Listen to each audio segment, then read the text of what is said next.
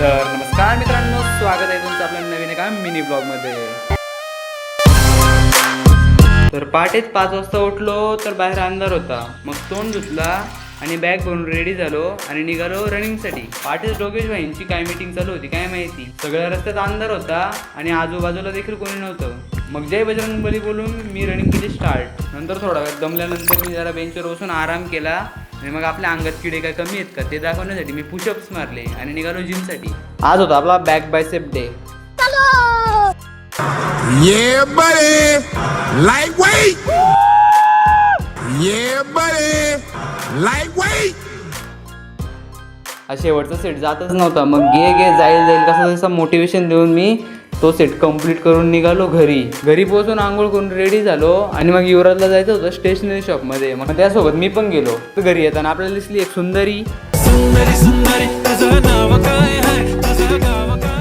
नंतर बिल्डिंग खाली थांबून थोड्या गप्पा मारल्या आणि मग घरी गेलो. घरी जाऊन जेवण केला आणि नंतर रेडी होऊन युवराज सोबत निघालो मी क्लाससाठी.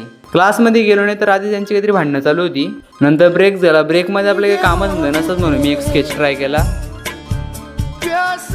त्यानंतर क्लास सुटल्यानंतर युवराजला दूध घ्यायचं होतं.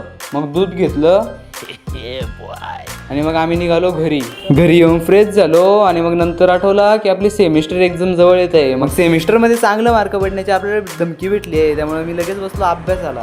नंतर रात्री जेवण केला आणि व्लॉग एडिट करून मी अपलोड केला. जर तुम्हाला आजचा व्लॉग आवडला असेल तर लाईक शेअर फॉलो करायला विसरू नका. भेटू आपण नेक्स्ट व्लॉगमध्ये.